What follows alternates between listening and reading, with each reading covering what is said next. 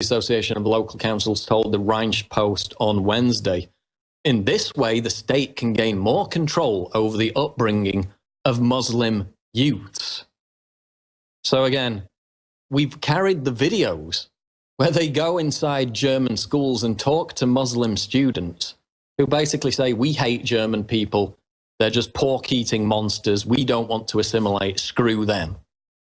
Again, the solution is not to focus on that as the problem, it's to focus on Germans being bigoted and intolerant for not accepting this culture, which is actually bigoted and intolerant. The article continues, in response to a terror attack by a young Muslim man, Germany is going to further indoctrinate their own children into Islamism, supposedly to combat extremism, which again goes back to this Stockholm syndrome that has swept Europe. So long as we stick our heads in the sand, so long as we let ourselves be absorbed by our captors, that we believe their regressive, dogmatic, intolerant belief system and culture, that we adopt that ourselves, that somehow that's going to make us safe. Well, it hasn't made us safe, has it? We're having an attack. Now it's 2 or 3 attacks every single week in major European cities. Our attempts to kowtow, to bow down, to submit are not working. They smell blood in the water. This is only getting worse. And remember, other governments have done the same thing. Look at Sweden. They had a beheading, again, Muslim terrorists beheaded someone in an IKEA store in Sweden. What was the reaction of the Swedish government? They launched a campaign against Islamophobia in the days after that attack. They're completely betraying us. These people need to be out of office, out of power. They're making Europe incredibly unsafe, and it's only going to get worse. We'll be back on the Alex Jones Show after this break. Stay tuned. We are back. It's the final hour of the Alex Jones Show. Again, we got breaking news from Munich, where the shooting is taking place. The police say the gunmen are still on the loose. They've posted a Facebook update on the police Munich official Facebook page. Reports that witnesses of 3 different people with firearms. So we saw the video of 1 individual, now 3 different people apparently on the loose in Munich, shooting, killing innocent people. And let's just see if this ties back to the religion of peace. Of course, that might not be the case. It could be some right-wing extremist that's been radicalized by these millions of migrants pouring in. Either way, they've created the situation, the government of Germany, that has created this apparent bloodbath in Munich. They're talking about 10 to 15 dead. We're continuing to track it, but we're going to go to our guest now, who has been at the RNC. I think he's still there right now. And he is Chuck Johnson, founder and editor of gotnews.com. Again, he's basically a political bulldog, reviled by the left, banned by Twitter. We're going to talk about Twitter censorship later. But Chuck, welcome to the show, and I just want to get your initial reaction. You probably haven't had a chance to read much about it, but there appears to be a new massive terror attack that's taking place in Germany. What's your initial reaction to this? It's not the least bit surprising. I mean, it's surprising that people are surprised now. I mean, we have a bunch of savages who have moved into a population. That population is increasingly having fewer and fewer children, while that larger population is having more and more. And so it's just a matter of time before Germany winds up abolishing itself. In fact, there's an interesting book by Thalo Sarrazin, which I'm thinking of getting translated into English, or working to get translated into English, which is essentially predicting the collapse of Germany. And I think it's just a matter of time before it finally collapses altogether. And I think it'll probably be Germany or Sweden that first either elects or appoints a Muslim leader. And it seems that there's sort of no hope at this stage. And the advice I'd give anyone who is in Europe is to emigrate immediately. I mean, that's what Milo's basically considering at this point. He calls himself a gay refugee from Europe. The situation you outlined there, where governments are overtaken by Islamists, that's what Michel Houellebecq outlined in his book, Submission. He predicted that it might be coming to France, but as you said, Sweden or even Germany at this point seems the likelier candidate. We had the head of French security, the head of French police saying, 1 more mass molestation, or a couple more terror attacks in France, that would cause civil war, that would cause civil unrest. Do you think that's a likely outcome, that the population would get that angry to the point where they would be out on the streets? I mean, we saw it in Nice to some extent, a different reaction to Paris. It wasn't hug a Muslim. They were angry. They were booing and heckling the prime minister. Do you think it's actually plausible that this would lead to actual civil unrest, or are people just going to continue to stick their heads in the sand until we're all wearing burqas? Well, on the micro level, it's very, very hard for people to actually decide what to do. I mean, the government has essentially taken the position in France that the migrant flows into Europe are like migratory patterns of birds. There's no political will to stop the flow. There's no military sufficient to actually stop the flow. And there's no real desire in terms of revealed preference to actually do something. And, it's interesting. I've been studying and reading about the collapse of Lebanon in the last few weeks. And it's worth studying if you're a European, because it was a very peaceful country at one point. Beirut was the sort of Paris of the Middle East. And now it's descended into civil war. And how did that happen? Well, what happened is that the Muslims had more children and they overran the Christian minority. And then they started to dominate them. And that's more or less what's happening right now in Europe. And of course, the Europeans are increasing the problem by continuing to provide very generous welfare benefits and essentially having a dual system if you're a Muslim versus a non-Muslim. And it could happen here in the United States as well. Fortunately, we're such a large country. It's a bit harder to do. But I must tell you, when I was in Australia recently, I saw several large mosques in Sydney. It was quite shocking. And so this is a problem all throughout the sort of former British Empire and, of course, all throughout Europe. And until there emerges a very strong leader who could actually do something about it, I think we're in for a very, very difficult time. And I'm surprised at how a routine occurrences are becoming. It's a bit like weather patterns or something like that, where people are just so numb to it. Where there's somewhat of a defiance where people boo their president, but they don't take it beyond that. They don't think about ways to limit Muslim flows into the country. And they probably, there's a despair setting in throughout Europe that is very, very discouraging.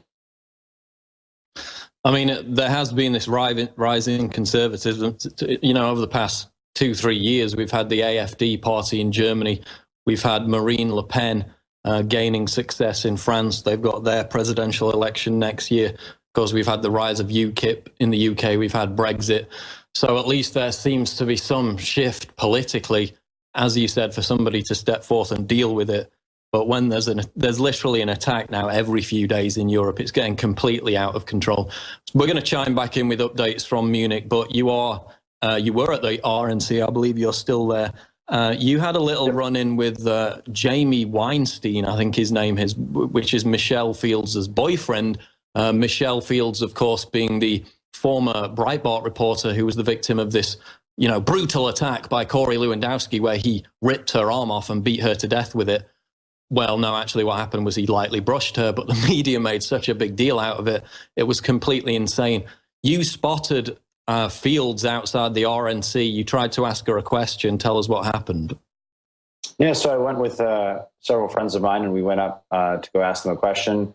We followed them down the street.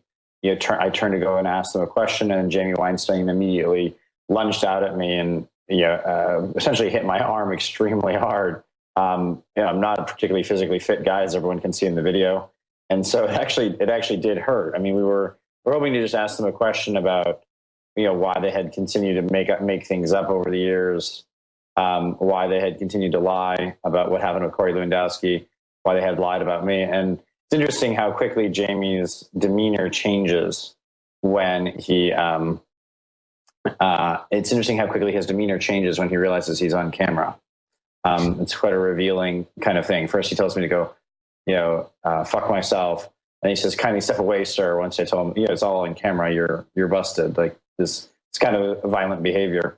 My lawyer wants me to send a letter to him and his employer, essentially laying out, that it was an assault. I don't know yet if I'm going to do that. It was very strange, though. I mean, I didn't really think Jamie Weinstein had it in him. He of course accused Corey Lewandowski and Trump of being thuggish. yet his immediate reaction to dealing with me is violence. That was very surprising because, but not out of character. I mean, he had been wandering around the RNC, picking fights with reporters, being quite drunk. And so it's a little disappointing to see him resort to violence, but what can you do? I mean, and we can see the video, we're playing it now as you speak, and he immediately escalated the situation. It's not as if he verbally tried to tell you to back off. Maybe he did for a split second, but he immediately resorted to violence, which way outstripped anything that Michelle Fields experienced at the hands of Corey Lewandowski, right? Right. I mean, it's sort of absurd in a way. And in all honesty, my arm actually really, did kind of hurt and still kind of hurts a little bit. It was interesting. It was very revealing of their character as a couple. Of course, Michelle Fields and Corey Lewandowski have since gotten engaged, and they've essentially tried to become sort of e-celebrities on the internet. And they're, of course, they falsely accused me of hacking their computer, or of hacking Michelle Fields' computer. She's falsely accused a number of people. We broke a lot of these stories at Got News.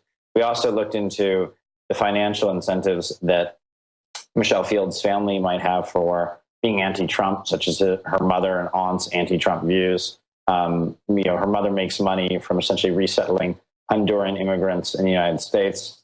Jamie Weinstein's, who essentially is a trustafarian. He has a sort of tenuous relationship with the Daily Caller, where he essentially pays money to have all these bookers place him on TV personally. And so he's sort of a trust fund kid. They're both trustafarians, and they're sort of probably not used to just having people ask them questions. And of course, I've had a number of hostile people try and ask me questions here. Although surprisingly, a lot of people have been high-fiving me and thanking me for my work. But there's a proper way to deal with it, which is to just maintain your calm and your composure. And the fact that Weinstein immediately resorted to violence is, I think, revealing of how he's really quite thuggish. I mean, he's a bizarre character. I remember, I think it was back in 2008 at a Bilderberg conference. He was acting as this kind of weirdo stalker, trying to troll Alex Jones, trying to ask him questions. Alex was just walking away, and he just kept getting in Alex's face. So, he treats you as some, dangerous threat when you simply try to ask a question. Yet he's done exactly that and more on previous occasions. Extremely bizarre character, as he said. He's kind of a hanger-on at the Daily Caller, which in general is a good publication. It's bizarre that he still gets all this attention. We're going to go to a break soon, though, but we're going to come back and talk about Twitter censorship. Of course, yesterday, Milo had his Instagram account briefly suspended. That came back. Now this has escalated. We've got WikiLeaks coming out and saying they're going to talk about building a new social network, which is actually centered around free speech. Other people have suggested that in the past. Other people have criticized the idea. They've said, well, what's the point? We need to fight them on their battleground. Simply preaching to the choir on our own battleground isn't going to solve anything. So we're going to get into that because WikiLeaks called out Jack Dorsey and basically said, this is cyber feudalism, what you've done to Milo, banning him for basically giving a bad Ghostbusters movie review while allowing Leslie Jones to continue her behavior, even though she's provably engaged in inciting targeted harassment of other Twitter users. We'll be back after the break with Chuck Johnson of GotNews.com. Don't go away. We're back on the Alex Jones Show. We got the breaking news out of Germany again. 3 gunmen on the loose. They're talking about 10 to 15 people dead.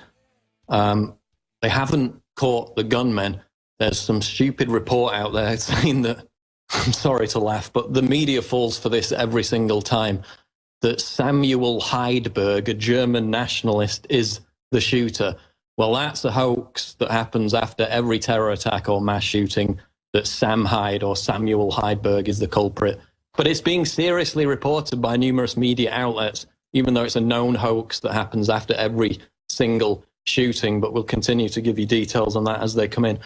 But I want to encourage you to go over to InfoWarsLife.com because, again, to get all these special exclusive reports, to get our reporters out there on the ground confronting the regressive left, confronting the social justice warrior disease that's out there taking over the American streets, we need your support. And that's why we've been so successful in taking on and demolishing the leftist narrative in recent months. Again, through your